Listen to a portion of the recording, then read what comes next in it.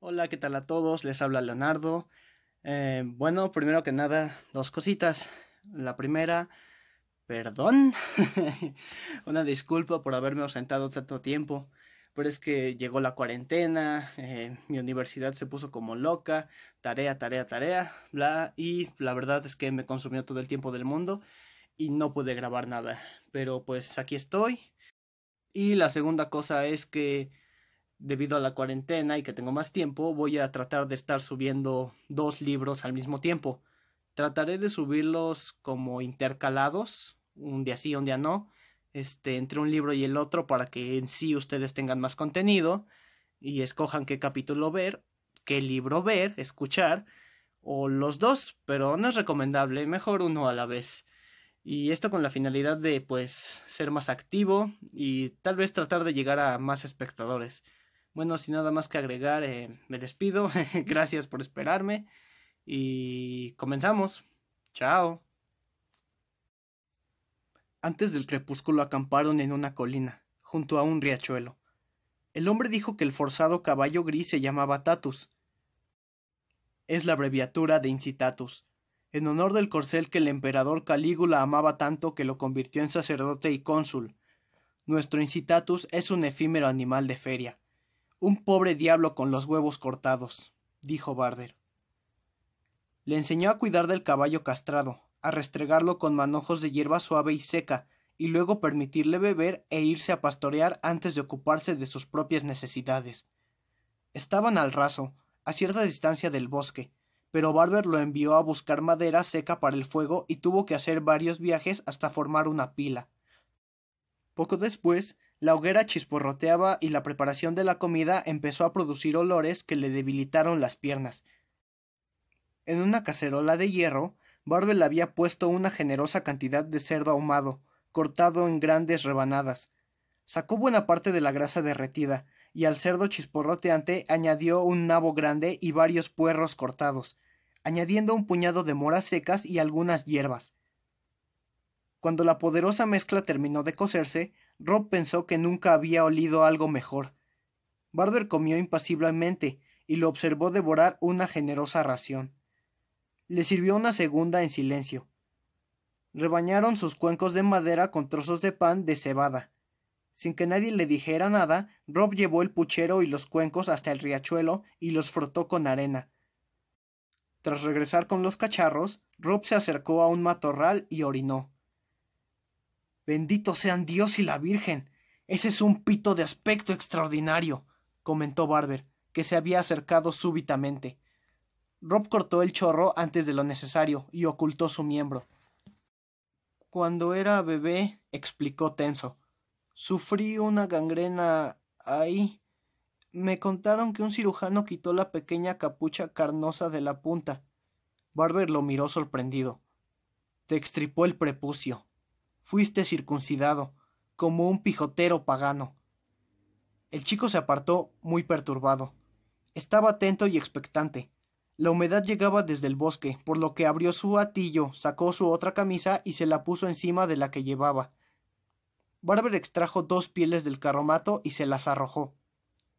Dormimos a la intemperie porque el carromato está lleno de todo tipo de cosas.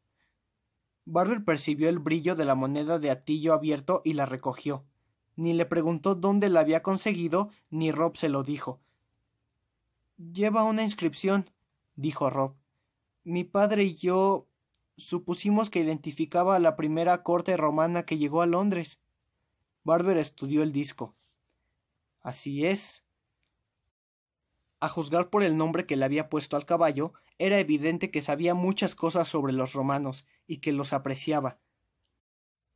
Rob fue presa de la enfermiza certidumbre de que el hombre se quedara con su posesión.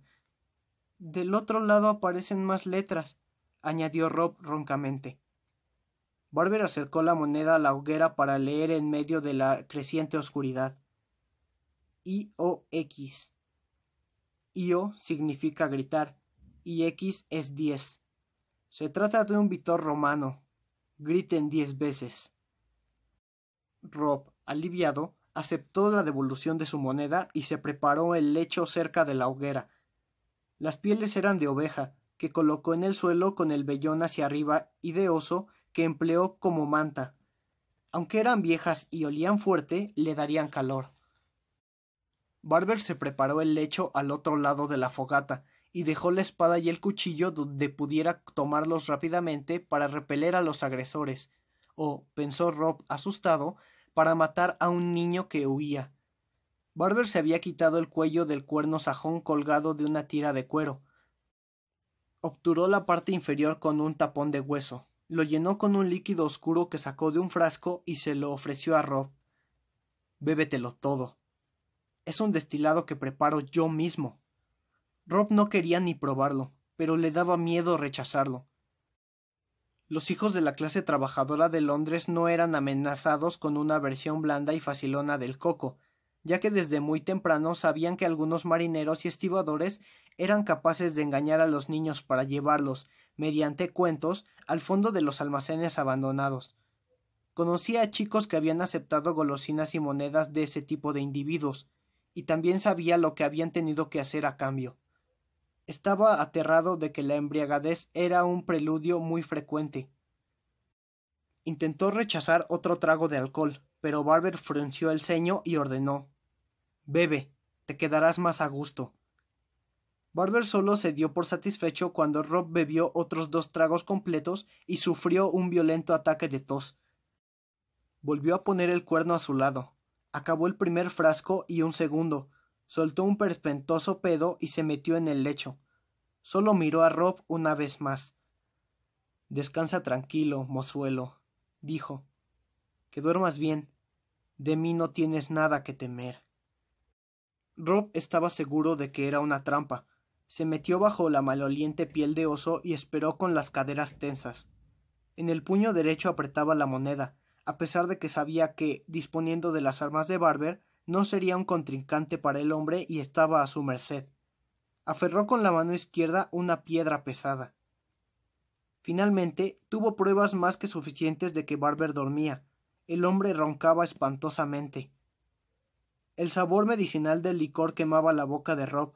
El alcohol recorrió su cuerpo mientras se acomodaba entre las pieles y dejaba caer la piedra de su mano.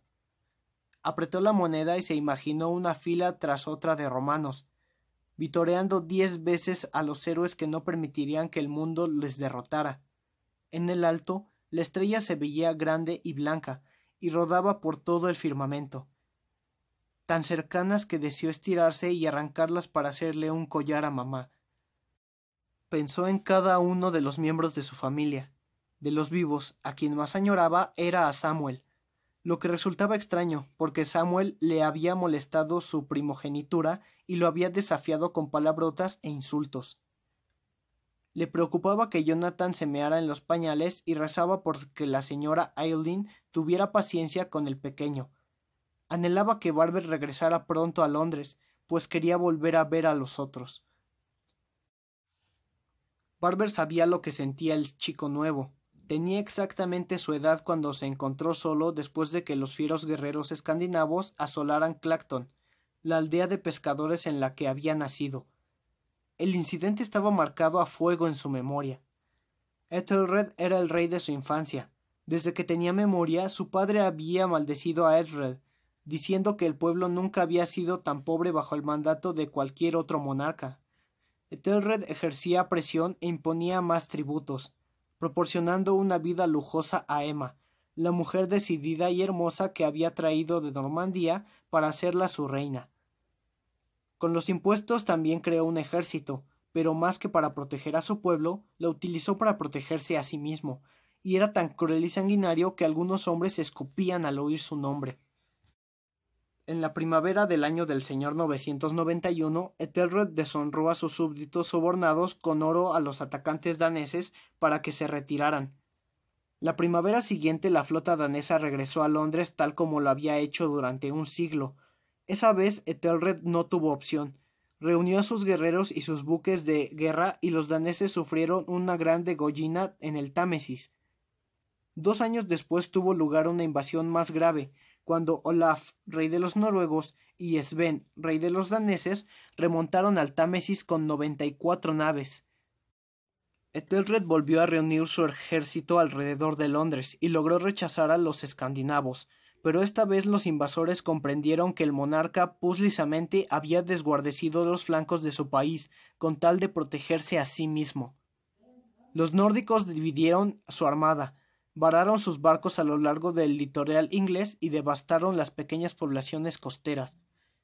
Aquella semana el padre llevó a Henry Croft a hacer su primer viaje largo, en busca de arenques. La mañana que regresaron con una buena captura, Henry se adelantó deseoso de ser el primero en recibir el abrazo de su madre y en oír sus palabras de alabanza. En una cala cercana se ocultaba media docena de chalupas noruegas. Al llegar a su casita, vio que un extraño, vestido de piel de animal, lo contemplaba a través de los postigios abiertos del agujero de la ventana. No tenía idea de quién era ese hombre, pero el instinto lo llevó a dar media vuelta y a correr como alma que llevaba al diablo hacia donde se encontraba su padre. Su madre yacía en el suelo, usada y muerta, pero su padre no lo sabía. Aunque Luke Croft desenfundó el cuchillo para acercarse a la casa, los 3 hombres que lo recibieron en la puerta portaban espadas. Desde lejos, Henry Croft vio cómo vencían a su padre y acababan con él. Uno de los hombres le sostuvo las manos en la espalda, otro le tiró el pelo con ambas manos y lo obligó a arrodillarse y a estirar el cuello. El tercero le cortó la cabeza con la espada. En el 19º cumpleaños, Barber había visto cómo ejecutaban a un asesino en Wolverhampton, pero el verdugo lo había hendido a la cabeza del criminal como si se tratara de un gallo. Por contraposición, el degollamiento de su padre se había realizado torpemente, ya que el vikingo tuvo que dar una sucesión de golpes, como si estuviera cortando un trozo de leña. Frenético de pesar y de miedo, Henry Croft se había refugiado en el bosque, escondiéndose como un animal acosado. Cuando salió, atontado y famélico, los noruegos ya no estaban, pero habían dejado tras de sí muerte y cenizas. Henry fue recogido con otros varones huérfanos y enviados a la abadía de Crowland, de Lincolnshire. Décadas de incursiones semejantes realizadas por los nórdicos paganos habían dejado muy pocos monjes y demasiados huérfanos en los monasterios, de manera que los benedictos resolvieron ambos problemas ordenando a la mayoría de los niños sin padres. Con 9 años, Henry pronunció sus votos y reescribió instrucciones de prometer a Dios que viviría para siempre en la pobreza y la castidad obedeciendo los preceptos de los bienaventurados San Benito de Nurcia. Así fue como Henry accedió a la educación. Estudiaba 4 horas al día y durante otras 6 realizaba trabajos sucios en medio de la humedad. Crowland poseía grandes extensiones, en su mayoría pantanos, y cada día Henry y los otros monjes roturaban las tierras lodosas, tirando de arados como bestias tambaleantes a fin de convertir las ciénagas en campos de cultivo. Se suponía que pasaban el resto del tiempo en la contemplación o la oración. Existían oficios matinales, vespertinos, nocturnos, perpetuos. Cada plegaria se consideraba un peldaño de la interminable escalera que llevaría su alma al cielo. Aunque no había esparcimiento ni deportes, le permitían andar por el claustro, en cuyo lado norte se alzaba una sacrastría, el edificio donde se guardaban los utensilios sagrados. Al este se encontraba la iglesia, al oeste la sala capitular, y al sur un triste refectorio que constaba de comedor, cocina y despensa en la planta baja y dormitorios arriba. Dentro de aquel rectángulo claustral había sepulturas, prueba definitiva de que la vida en la abadía de Crowland era previsible. Mañana sería igual que ayer, y al final todos los monjes yacerían dentro del claustro. Debido a que alguien confundió esto con la paz, Crowland había atraído a varios nobles que huyeron de la política de la corte y de la crueldad de Ethelred, y salvaron la vida tomando los hábitos.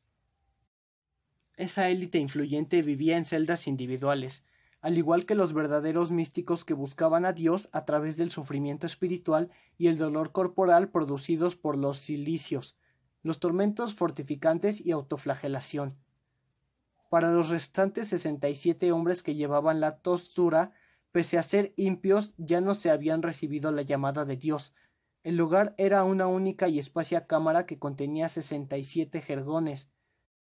Si despertaban en cualquier momento de la noche, Henry Croft oía toses y estornudos, diversos ronquidos, murmullos de masturbaciones, las lacerantes gritos de los soñadores, ventinosidades y la ruptura de la regla del silencio a través de maldiciones muy poco eclesiásticas y conversaciones clandestinas que casi siempre giraban en torno al alimento. En Crowland la comida era muy escasa. Aunque la población de Peterborough solo se encontraba a unas 8 millas de distancia, Henry nunca la vio. Cuando tenía 14 años, un día le pidió permiso a su confesor, el padre Dunstan, para cantar himnos y recitar oraciones a orillas del río entre las vísperas y los cánticos nocturnos. Se lo concedió. Mientras atravesaba el prado junto al río, el padre Dunstan lo seguía a una distancia prudencial. Henry caminaba lenta y decididamente, con las manos en la espalda y la cabeza inclinada, como si rindiera culto, con la dignidad de un obispo. Era una bella y tibia tarde de verano, y el río despedía una brisa muy fresca. El hermano Matthew, geógrafo, le había hablado de aquel río, el Welland. Nacía en los Midlands cerca de Corby, y coldeaba y serpenteaba fácilmente hasta Crowland, desde donde fluía hacia el noreste entre colinas onduladas y valles fértiles, hasta de recorrer los pantanos cercanos para desembocar en la gran bahía del Mar del Norte denominado The Wash. El río discurría entre bosques y campos que eran un regalo del Señor. Los grillos cantaban, los pájaros gorgojeaban en los árboles y las vacas lo contemplaban con pasmo respeto mientras pastoreaban. En la orilla estaba una pequeña embarcadera. La semana siguiente solicitó que le permitieran orar en solitario junto al río después de laudes, el oficio del amanecer. Le concedieron permiso y en esta ocasión el padre Dunstan no lo acompañó. Cuando Henry llegó a la orilla, empujó la pequeña embarcación hasta el agua, trepó y zarpó. Solo utilizó los remos para internarse en la corriente, ya que después se sentó muy quieto en el centro de la frágil barca y contempló las aguas marrones, dejándose arrastrar por el río como una hoja a la deriva. Un rato más tarde, cuando comprobó que ya estaba lejos, se echó a reír. Vociferó y gritó chiquilladas. —¡Y esta es por ti! —exclamó, sin saber si desafiaba a los 67 monjes que dormían sin él, al padre Dunstan o al dios de Crowland, que se consideraba un ser tan cruel. Permaneció en el río todo el día, hasta que las aguas que corrían hacia el mar se volvieron demasiado profundas y peligrosas para su agrado. Varó la embarcación y así comenzó la época en que aprendió la apreciación de la libertad. Deambuló por algunas aldeas costureras, durmiendo en cualquier lado y alimentándose de lo que podía mendigar o robar. No tener bocado que llevarse a la boca era mucho peor que comer poco. La esposa de un campesino le dio un saco de alimentos, una vieja túnica y unos pantalones raídos a cambio del hábito benedicto, con el que haría camisas de lana para sus hijos. Por fin, en el putero de Grimscon, un pescador lo aceptó como ayudante y lo explotó brutalmente más de 2 años a cambio de su comida escasa y desnudo techo. Cuando el pescador murió, su esposa vendió la barca a unos gentes que no querían niños. Henry pasó varios meses con hambre hasta que encontró una compañía de artistas y viajó con ellos, acarreando equipajes y colaborando en las necesidades de su oficio a cambio de restos de comida y protección. Incluso para él sus artes eran pobres, pero sabían tocar el tambor y atraer al público, y cuando pasaban el gorro, una sorprendente cantidad de los presentes dejaba caer una moneda. Los contempló hambriento. Era demasiado mayor para convertirse en volatinero, ya que a los acróbatas hay que partirle las articulaciones cuando aún son niños. Sin embargo, los malabaristas le enseñaron su oficio. Imitó al mago y aprendió las pruebas de engaño más sencillas. El mago le enseñó que jamás debería crear una sensación de nigromancia, ya que en toda Inglaterra la Iglesia y la corona ahorcaban a los brujos. Escuchó atentamente al narrador, cuya hermana pequeña fue la primera mujer que le permitió penetrar en su cuerpo. Sentía afinidad con los artistas, pero un año después la compañía se disolvió en Derbyshire y cada uno siguió su camino sin él. Semanas más tarde, en la población de Matlock, su suerte dio un vuelco cuando un cirujano barbero llamado James Farrow lo ligó con un contrato por 6 años. Después se enteraría de que ninguno de los jóvenes locales quería ser aprendiz de Farrow, porque corrían rumores de que estaba relacionado con la brujería. Cuando Henry se enteró de estas habladurías, ya llevaba 2 años con Farrow, y sabía que el hombre no era un brujo. Aunque el cirujano barbero era un individuo frío y severo hasta la crueldad, para Henry Croft supuso una auténtica oportunidad. El municipio de Matlock era rural y poco poblado, sin pacientes de clase alta o mercaderes prósperos que mantuvieran a un médico o una cuantiosa población de pobres que llamaran la atención de un cirujano. James Farrow era el único cirujano barbero en la extensa zona rural. Dejaba de la mano de Dios, que rodeaba Matlock. Además de aplicar lavativas purificadoras y de cortar el pelo y afeitar, realizaba intervenciones quirúrgicas y recetaba remedios. Henry acató sus órdenes durante más de 5 años. Farrow era un verdadero tirano que golpeaba a su aprendiz cuando cometía errores, pero le enseñó todo lo que sabía, y por añadiduría meticulosamente. Durante el 4.º año de Henry en Matlock corría el 1002. El rey Ethelred llevó a cabo un acto que tendría consecuencias trascendentales y terribles. Inmerso en sus dificultades, el monarca había permitido que algunos daneses se asentaran al sur de Inglaterra y les había dado tierras, con la condición de que lucharan a su favor contra sus enemigos. De esta manera había comprado los servicios de los nobles danés Palig, casado con Gunilda, hermana de Sven, rey de Dinamarca. Ese año los vikingos invadieron Inglaterra y pusieron en práctica sus tácticas habituales, asesinar y quemar. Cuando llegaron a Southampton, el monarca decidió volver a pagar tributos y dio 24.000 libras a los invasores para que se retiraran. En cuanto a las embarcaciones se llevaron a los nórdicos, Ethelred se sintió avergonzado y presa de su ira frustrada. Ordenó que todos los daneses que se encontraban en Inglaterra fueran sacrificados el 13 de noviembre, día de San Brice. El traicionero asesinato en masa se cumplió tal como lo ordenaba el rey, y pareció revelar un mal que se había enconado en el pueblo inglés. El mundo siempre había sido brutal, pero siempre después del asesinato de los daneses la vida se tornó aún más cruel. En toda Inglaterra ocurrieron crímenes violentos, se persiguió a los brujos y se les dio muerte en la horca o en la hoguera, y la sed de sangre pareció apoderarse de la tierra. El aprendiz de Henry Croft estaba casi cumplido cuando el anciano Bailey Aylerton sucumbió bajo los cuidados de Farrow. Aunque la muerte no tenía nada de extraordinario, ocurrió rápidamente la voz de que el hombre había fallecido porque Farrow le había clavado agujas y lo había hechizado. El domingo anterior, el sacerdote de la pequeña iglesia de Matlock manifestó que se habían oído espíritus malignos a medianoche entre los sepulcros del Campo Santo, entregados a la cópula carnal con Satán. A nuestro Salvador le parece abominable que los muertos se levanten mediante artes diabólicas, atronó. El cura advirtió que el diablo se encontraba entre ellos, ayudado por un ejército de hechiceros disfrazados de seres humanos que practicaban la magia negra y los asesinatos secretos. Proporcionó a los aterrorizados fieles un contrahechizo para utilizar contra todo sospechoso de brujería. Gran hechicero que atacas mi alma, que tu hechizo se invierta y que tu maldición te sea devuelta 1000 veces. En nombre de la Santísima Trinidad, haz que recobre la salud y las fuerzas. En el nombre del Padre, del Hijo y del Espíritu Santo. Amén. También les recordó el mandato público. No habitarás con hechicero. Deben buscarlos y extirparlos si no quieren arder en las terribles llamas del purgatorio, los exhortó. Bailey Aylerton murió el martes y su corazón dejó de latir mientras estaba acabando con la asada. Su hija aseguró de que había recibido pinchazos de agujas en su piel.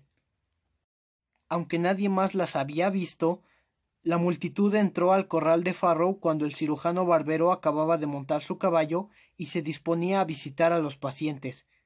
Aún miraba a Henry y le daba las instrucciones de la jornada cuando lo arrancaron de la silla de montar. La multitud estaba encabezada por Simon Beck, cuya tierra lindaba con la de Farrow. —¡Desnúdenlo! —dijo Beck. Farrow temblaba mientras le rasgaban las ropas. —¡Eres un asno, Beck! —gritó. —¡Un asno! Desnudo parecía mayor, con la piel abdominal floja y delgada, los hombros redondeados y estrechos, los músculos reblandecidos e inútiles, y el pene reducido a su mínima expresión encima de una enorme bolsa púrpura. —Aquí está —dijo Beck—, la señal de Satán. En la ingle derecha de Farrow, claramente visible, había 2 puntos pequeños y oscuros, como la mordedura de una serpiente. Beck pinchó uno con la punta del cuchillo. —¡Son lunares! —chilló Farrow. Manó sangre, lo que se suponía no ocurriría si se trataba de un brujo. —Son muy listos —opinó Beck—. Pueden sangrar a voluntad. —No soy brujo, sino barbero —les dijo Farrow desdeñosamente, pero cuando lo ataron a la cruz de madera y lo arrastraron hasta un abrevadero, suplicó piedad a gritos. Arrojaron la cruz al estanque poco profundo, en medio de un gran chapoteo, y la sostuvieron sumergida. La multitud guardó silencio mientras miraban las burbujas. Después la levantaron y ofrecieron a Farrow la posibilidad de confesar. Aún respiraba y furfullaba débilmente. —Vecino Farrow, ¿reconoces haber practicado artes diabólicas?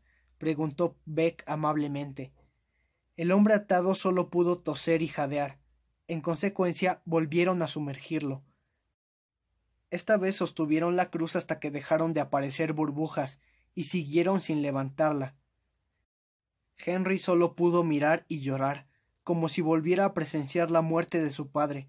Aunque ya era un hombre crecido, no un niño, nada podía hacer ante los cazadores de brujos, y le aterrorizaba que se les ocurriera pensar que el aprendiz de cirujano barbero podía hacerlo también. Finalmente izaron la cruz sumergida, entonaron el contrahechizo y se marcharon, dejándola flotar en el estanque. En cuanto se fueron, Henry vadeó el cieno para sacar la cruz del agua. De los labios de su maestro solo asomaba espuma rosada. Cerró los ojos del rostro blanco, que acusaba sin ver, y apartó las lentejuelas del agua de los hombros de Farrow, antes de cortar las ataduras. Como el cirujano barbero era viudo sin familia, la responsabilidad recayó en su sirviente. Henry enterró a Farrow lo antes posible. Cuando registró la casa se dio cuenta de que los demás habían estado antes que él. Indudablemente buscaban pruebas de la intervención de Satán cuando se llevaron el dinero y los licores de Farrow. Aunque había limpiado la casa, encontró un traje en mejor estado que el que llevaba puesto y algunos alimentos, que guardó en una bolsa. También tomó una bolsa de instrumentos quirúrgicos y capturó el caballo de Farrow, con el que abandonó Matlock antes de que se acordaran de él y lo obligaran a regresar. Volvió a ser un mendigo, pero esta vez tenía oficio, y ello supuso una diferencia fundamental. Por todas partes había enfermos dispuestos a pagar 1 o 2 peniques por el tratamiento. Más adelante descubrió que podía obtener beneficios de la venta de medicamentos y para poder reunir al gentío apeló a algunos de los trucos que había aprendido mientras viajaba con los artistas. Convencido de que podían buscarlo, nunca permanecía mucho tiempo en un sitio y evitaba el uso de su nombre completo, por lo que se convirtió en Barber. Poco después estas características se habían integrado en la trama de su existencia, que se le sentaba como anillo al dedo. Vestía bien y con ropas de abrigo, tenía mujeres variadas, bebía cuando se le antojaba y siempre comía en grandes cantidades, pues se había jurado no volver a pasar hambre. Su peso aumentó deprisa. Cuando conoció a la mujer con la que contrajo matrimonio, pesaba más de 18 piedras. Lucinda Ames era una viuda que poseía una bonita finca en Canterbury, y durante 6 meses Henry cuidó de sus animales y de sus campos, jugando a ser labrador. La piedra era una medida del peso de la época, equivalía a algo más de 6 kilos, por cierto. Disfrutaba del pequeño trasero blanco de Lucinda, semejante a un pálido corazón invertido. Cuando hacían el amor, ella asomaba la sonrosada punta de la lengua por la comisura izquierda, como una niña que estudiaba duramente. Lo culpaba de no darle un hijo. Tal vez tenía razón, pero tampoco había concebido a su primer marido. Su voz se tornó aguda, un tono amargo y su cocina descuidada, y mucho antes de que se cumpliera el primer aniversario, Henry recordaba mujeres más ardientes y comidas placenteras, y soñaba con el silencio de su lengua. Corría 1012, año en que Sven, rey de los daneses, dominó Inglaterra. Hacía una década que Sven acosaba a Ethelred, deseoso de humillar al hombre que había asesinado a los suyos. Finalmente, Ethelred huyó a la isla de Wight con una embarcación y la reina Emma se refugió en Normandía en compañía de sus hijos Eduardo y Alfredo. Poco después, Sven murió de muerte natural. Dejó 2 hijos, Harald, que lo sucedió en el reino de Danes, y Canuto, un joven de 19 años que fue proclamado rey de Inglaterra por la fuerza de las armas danesas. A Ethelred aún le quedaban arrestos para un último ataque y repelió a los daneses, pero Canuto regresó casi inmediatamente y esta vez tomó todo el territorio, salvo Londres. Se dirigía a la conquista de esta ciudad cuando se enteró de la muerte de Ethelred. Con gran valentía convocó una reunión en Witham, el consejo de hombres sabios de Inglaterra, y obispos, abats, condes y caballeros acudieron a Southampton y eligieron a Canuto como legítimo rey. Canuto mostró su habilidad estabilizadora mandando enemigos a Normandía para que convencieran a la reina Emma de que contrajera matrimonio con el sucesor al trono de su difunto marido. Aceptó casi de inmediato. Aunque tenía unos cuantos años más que él, aún era una mujer aceptable y sensual, y corrían risueñas bromas sobre el tiempo que Canuto y ella pasaban en sus aposentos. En el preciso momento en que el nuevo monarca corría hacia el matrimonio, Barber huía de él. Un día renunció al mal genio y a la mala cocina de Lucinda Ames y reanudó sus viajes. Compró su primer carromato de Bath y en Northumberland ligó con contrato a su primer ayudante. Las ventajas estuvieron claras desde el principio. Desde entonces, con el correr de los años, había enseñado a varios chicos. Los pocos capaces le habían permitido ganar dinero, y los demás le habían enseñado que necesitaba de un aprendiz. Sabía lo que le ocurriría al chico que fracasaba y era despedido. La mayoría tenía que hacerse frente al desastre. Los afortunados se convertían en juguetes sexuales o en esclavos, y al desdichados morían de hambre o los mataban. Aunque le dolía más de lo que estaba dispuesto a reconocer, no podía darse el lujo de mantener a un chico poco prometedor. Él mismo era un superviviente capaz de endurecer su corazón cuando estaba en juego su propio bienestar. El último, el chiquillo que había encontrado en Londres, parecía deseoso de complacerlo, pero Barber sabía que las apariencias engañaban en lo que refiere a aprendices. No tenía sentido preocuparse por la cuestión como un perro por un hueso. Solo el tiempo lo diría, y pronto iba a saber si el joven Cole estaba en condiciones de sobrevivir.